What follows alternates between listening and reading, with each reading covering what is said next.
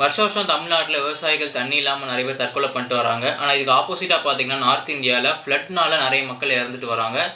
இன்னைக்கு வீடியோ என்னென்னு பார்த்தீங்கன்னா ஃப்ளட் இன் அசாம் இதான் இந்த வீடியோவில் பார்க்க போகிறோம். ஸோ கடைசி வரை பாருங்கள், வாங்க வீடியோவில் போகலாம்.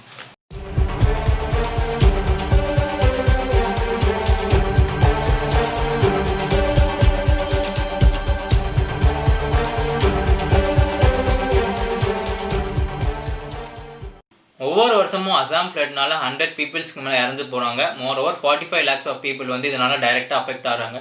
ஸோ இதுக்கு மெயின் ரீசன் என்னென்னு பார்த்தீங்கன்னா இந்த அசாமோட லொக்கேஷன் தான். வாங்க அசாம் லொக்கேஷனை பற்றி பார்க்கலாம். அசாம் வந்து இந்தியாவோட நார்த் ஈஸ்ட் ரீஜியனில் வந்து லொக்கேட் ஆகிருக்குது. மோரோவர் ஹிமாலயாஸோட பாட்டமில் தான் அசாம் வந்து லொக்கேட் ஆகிருக்குது. தென் வந்து மெயின் ரீசன் வந்து என்னென்னு பார்த்தீங்கன்னா பிரம்மபுத்திரா ரிவர் எங்கேருந்து ஸ்டார்ட் ஆகுதுன்னு பார்த்தீங்கன்னா டிபெட் ரீஜன் எங்கே இருக்குதுன்னு பார்த்தீங்கன்னா சைனா பார்டர் இருக்குது. சைனா அண்ட் இந்தியா பார்டரில் தான் டிபெட் ரீஜன் இருக்குது. ஸோ இந்த பிரம்மபுத்திரா ரிவர் வந்து டிபெட் ரீஜன்லேருந்து அப்படியே ஓவர்ஃப்ளோ ஆகி இந்தியாவுக்குள்ளே எங்கே என்ட்ரு ஆகுதுன்னு பார்த்தீங்கன்னா அருணாச்சல் பிரதேஷ் இங்கே தான் இந்தியாவுக்குள்ளே என்ட்ரு ஆகுது. தென் வந்து அப்படியே ஓவர்ஃப்ளோ ஆகி அது அசாம் வருது. அசாம் வந்து இது வந்து 2 ரீஜனாக பிரிக்குது, நார்த் அண்ட் சவுத் ரீஜனாக பிரிக்குது. இன்பிட்வீனில் தான் இந்த பிரம்மபுத்திரா ரிவர் ஃப்ளோ ஆகுது. தென் வந்து அசாமுக்கு அப்புறம் வந்து பங்களாதேஷ் வழியாக அது பே ஆஃப் பெங்கால் போயிடுது. பிரம்மபுத்திரா ரிவர் தான் லார்ஜஸ்ட் ரிவர் இன் இந்தியா. தென் வந்து ஸ்பேஸ்லேருந்து கூட இது விசிபிள் ஆகும் அப்படின்னு சயின்டிஸ்ட் சொல்கிறாங்க. பிரம்மபுத்திரா ரிவர் ஒவ்வொரு நாளைக்கு வந்து 2.12 மெட்ரிக் டன்ஸ் ஆஃப் வாட்டரை வந்து இது கேரி பண்ணுது. தென் வந்து இது பிரம்மபுத்திரா ரிவரில் வந்து அந்த வாட்டர் வந்து செடிமெண்ட் அப்படின்னு சொல்லுவாங்க. செடிமெண்ட்னா இல்லை, collection of minerals, water and some soil, இதுதான் செடிமெண்ட்னு சொல்லுவாங்க. ஸோ பிரம்மபுத்திரா ரிவர் பற்றி ஓவரால் பார்த்துட்டோம். தென் வந்து வருஷம் ஃப்ளட் ஏன் வந்து அசாமை தாக்குது அப்படின்னு பார்க்கலாம். ஃபர்ஸ்ட் ரீசன் என்னென்னு பார்த்தீங்கன்னா due to landslides and earthquakes. So Assam, Arunachal Pradesh இந்த மாதிரி ஸ்டேட்ஸில் வந்து ஹில் ரீஜன்ஸ் பக்கத்தில் இருக்கிறனால ஸோ ஃப்ரீக்வெண்ட்டாக லேண்ட்ஸ்லைட்ஸ் நடக்கும். ஸோ லேண்ட்ஸ்லைட்ஸ் நடக்கும்போது வாட்டர் பெட் லெவல் வந்து இன்க்ரீஸ் ஆகுது. ஸோ வாட்டர் லெவலும் இன்க்ரீஸ் ஆகுது. So people near to reverse வந்து இதனால் டைரெக்டாக அஃபெக்ட் ஆகுறாங்க. ஸோ செகண்ட் ரீசன் என்னென்னு பார்த்தீங்கன்னா ஒரு நேச்சுரல் டிசாஸ்டர்னு சொல்கிறோம். ஸோ சம்மர் சீசனில் தான் இது ஸ்டார்ட் ஆகுது. எப்போன்னு பார்த்தீங்கன்னா ஏப்ரலில். ஸோ ஹிமாலயாஸில் இருக்க கிளேசியர்ஸ்லாம் மெல்ட் ஆக தொடங்குது. ஸோ இது வந்து வாட்டர் லெவல் வந்து இன்க்ரீஸ் பண்ணுது. ஸோ ஆல்ரெடி இந்த வாட்டர் லெவல் இன்க்ரீஸ் ஆகும்போது தென் ஜூன் மாதத்தில் வந்து மன்சூன் ஸ்டார்ட் ஆகுது. ஸோ பயங்கரமாக மறுபடியும் வாட்டர் லெவல் இன்க்ரீஸ் ஆகுது. ஸோ பிரம்மபுத்திரா ரிவர் வந்து ஒரு அன்ஸ்டேபிள் கண்டிஷனுக்கு போகுது. ஸோ பிரம்மபுத்திரா ரிவர் ஆல்ரெடி ஒரு பேரியர் இல்லாமல் இருக்குது. ஸோ இந்த மாதிரி அன்ஸ்டேபிள் கண்டிஷனுக்கு போகும்போது ரிவர் ஓரமாக இருக்க மக்கள் வந்து ரொம்ப அஃபெக்ட் ஆகுறாங்க. ஸோ பிரம்மபுத்திரா ரிவர் வந்து நிறைய டிஸ்ட்ரிக்ஸை பாஸ் பண்ணி வருது. ஸோ வாட்டர் லெவல் வந்து அல்டிமேட்டாக இன்க்ரீஸ் ஆகும்போது நிறைய பீப்புள் வந்து இதனால் பாதிக்கப்படுறாங்க.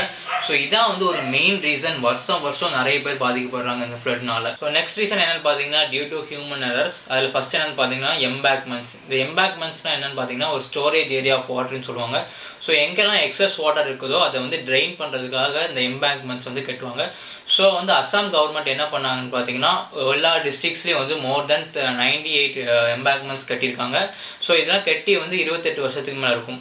ஸோ பிரம்மபுத்திராவில் வந்து எப்போ எக்ஸஸ் வாட்டர் வருதோ இந்த எம்பேக்மெண்ட்ஸ் மூலமாக அதை வந்து ட்ரெயின் பண்ணிடுவாங்க. ஸோ ஒரு 30 வருஷத்துக்கு முன்னாடி கட்டினது வந்து இப்போ வந்து மெயின்டெனன்ஸே இல்லாமல் இருக்குது. ஸோ இதனால் வந்து வாட்டர் வந்து அப்படியே பிளாக் ஆகி அப்படியே சிட்டிஸ்குள்ளே போயிடுது. தேர்டு வந்து என்னென்னு பார்த்தீங்கன்னா ஹியூமன்ஸ் வந்து இந்த எம்பேக்மெண்ட்ஸ் ஏரியா வந்து ஆக்குப்பை பண்ண ஆரம்பிச்சிட்டாங்க. ஸோ இது பக்கத்தில் வீடு கட்டி அவங்க வந்து லிவ் பண்ண ஆரம்பித்தாங்க. ஸோ இந்த மாதிரி ஃப்ளட்ஸ் வரும்போது அந்த எம்பேக்மெண்ட்ஸ் பிளாக் ஆகி அவங்க வந்து அஃபெக்ட் ஆகுறாங்க ஃப்ளட்ஸ்னால. ஸோ பீப்புள் வந்து இந்த எம்பேக்மெண்ட்ஸ் ஏரியாவை ஆக்குப்பை பண்ண ஆரம்பிச்சிட்டாங்க, இங்கேயே லிவ் பண்ணி வீடு கட்ட ஆரம்பிச்சிட்டாங்க. ஸோ எப்பப்போ ஃப்ளட் வரும்போது அவங்க வந்து டைரெக்டாக அஃபெக்ட் பண்ணிது. ஸோ இது வந்து ஒன் ஆஃப் த மெயின் ரீசன்னே கூட சொல்லலாம். இது வந்து ஹியூமன் எரர்னால தான் இந்த மாதிரி நடக்குது. ஸோ நெக்ஸ்ட் ரீசன் என்னென்னு பார்த்தீங்கன்னா என்க்ரோச்மெண்ட்ஸ்னால் அத்துமீறல். ஸோ வாட்டர் ஃப்ளோ ஆகிற ஏரியாவில் வந்து அத்துமீறி வந்து பீப்புள்ஸ் வந்து வீடு கட்டி அங்கே தங்குறாங்க. ஸோ வந்து ரிவர் பிளேன்ஸ்லாம் வந்து பிளாக் பண்ணி இந்த மாதிரி பீப்புள் வந்து வீடு கட்டும் போது ஸோ எக்ஸஸாக வாட்டர் ஃப்ளோ ஆகும்போது பிரம்மபுத்திரா ரிவர் வந்து ஃப்ரீக்வெண்ட்டாக அதோட பாத் சேஞ்ச் பண்ணிட்டே இருக்கும். ஸோ இந்த மாதிரி பாத் சேஞ்ச் பண்ணுற இடத்துல தான் நம்ம வீடு கட்டும் போது அது வந்து டைரெக்டாக பீப்புள் வந்து அஃபெக்ட் பண்ணுது. ஸோ இதுவும் ஒரு பிக் ரீசன்னே சொல்லலாம். ஸோ நெக்ஸ்ட் ரீசன் என்னென்னு பார்த்தீங்கன்னா லாட் ஆஃப் டேம்ஸ்னால தான். இந்த டேம்ஸை வந்து அப்பப்போ ரீஓப்பன் பண்ணி விட்டுருவாங்க. ஸோ ஆல்ரெடி இந்த மன்சூன் கண்டிஷனில் வந்து அன்ஸ்டேபிளாக இருக்கும் பிரம்மபுத்திரா ரிவர். ஸோ இந்த சிச்சுவேஷனில் வந்து டேம்ஸும் ஃபுல்லாகிடும். ஸோ இந்த டேம்ஸை வந்து அப்பப்போ திறந்து விட்டுருவாங்க. ஸோ இந்த டேம்ஸ் எங்கே இருக்குன்னு பார்த்தீங்கன்னா ஹையர் ரீஜனில் தான் இருக்கும். ஸோ ஹையர் ரீஜன்லேருந்து லோவர் ரீஜன் வரும்போது ஒரு அன்ஸ்டேபிள் கண்டிஷனுக்கு போகுது. ஸோ இதனாலையும் நிறைய மக்கள் பாதிக்கப்படுறாங்க. ஸோ வருஷம் அசாமில் ஃப்ளட் அஃபெக்ட் பண்ணுறதுக்கு இதெல்லாம் தான் மெயின் ரீசன். ஸோ இதோட ஹிஸ்ட்ரி பற்றி பார்க்கலாம். 1950s முன்னாடிலாம் அசாமில் வந்து ரொம்ப தண்ணி பஞ்சமாக இருந்துச்சு. ஸோ ஃபஸ்ட் டைம் தண்ணி வரும்போதெல்லாம் அங்கே இருக்க பீப்புள் வந்து ரொம்ப தெய்வமாக நினச்சி அதை வரவேற்றாங்க. ஸோ 1950s அப்போ ஒரு மிகப்பெரிய எர்த்குவேக் நினச்சி அதுக்கப்புறம் தான் அங்கே இருக்க பிளேன்ஸ்லாம் வந்து ஒரு அன்ஸ்டேபிள் கண்டிஷனுக்கு போச்சு. ஸோ அப்போலேருந்து தான் இந்த ஃப்ளட்ஸ்லாம் வந்து பீப்புளை வந்து அஃபெக்ட் பண்ண தொடங்குச்சு. இந்த இயர் 2005 and 2014 வந்து அசாம் வந்து ஒரு மேஜர் டிசாஸ்டர் இயர்னு அனௌன்ஸ் பண்ணியிருக்காங்க. ஏன்னு பார்த்தீங்கன்னா இந்த இயரில் வந்து நிறைய பீப்புள் வந்து அஃபெக்ட் ஆகிருக்காங்க. ஸோ அசாம் ஃப்ளட்டில் வந்து பார்த்தீங்கன்னா பீப்புள்ஸ் மட்டும் இல்லாமல் அனிமல்ஸும் ரொம்ப ரொம்ப பாதிச்சிருக்கு. எங்கேன்னு பார்த்தீங்கன்னா கசிரங்கா இன்டர்நேஷனல் பார்க், இது வந்து அசாமில் லொக்கேட் ஆகிருக்குது. இன் 2019 95% ஆஃப் பார்க் வந்து ஃபுல்லாக ஃப்ளட்னால் மூழ்கிடுச்சு. ஸோ அனிமல்ஸ்லாம் லோவர் ரீஜன்லேருந்து ஹையர் ரீஜன் நோக்கி போயிடுச்சு. இந்த பார்க்கோட ஃபேமஸ் என்னென்னு பார்த்தீங்கன்னா ஒன் ஹார்ன் ரைனோ. ஸோ இந்த ஸ்பீஷஸ் வந்து ரொம்ப ரொம்ப கம்மியாக இருக்குது. ஸோ போன வருஷம் ஃப்ளட்டில் வந்து இந்த ஸ்பீஷஸ் வந்து நிறைய இருந்துச்சு அப்படின்னு சொல்கிறாங்க. ஸோ கைஸ், நம்ம ஒரு ஓவர்வியூவாக அசாம் ஃப்ளட்ஸ் பற்றி பார்த்துட்டோம். ஸோ வருஷம் கவர்மெண்ட் என்ன தான் ப்ரிவென்ஷன் பண்ணாலும் இந்த ஃப்ளட்ஸ்னால நிறைய பீப்புள் அஃபெக்ட் ஆகி தான் இருக்காங்க. ஸோ இது என்ன தான் சொல்யூஷன் அப்படின்னு பார்க்கலாம். ஃபஸ்ட் என்னென்னு பார்த்தீங்கன்னா நிறைய எம்பேக்மெண்ட்ஸ் கட்டணும். ஸோ இந்த எம்பேக்மெண்ட்ஸ் கட்டுறது மூலமாக ஃப்ளட்டு வந்து ஃப்ளோ ஆகிறது நம்ம கண்ட்ரோல் பண்ண முடியும். ஸோ இதனால நிறைய பீப்புள்ஸ் அஃபெக்ட் ஆகிறது வந்து தடுக்கலாம்.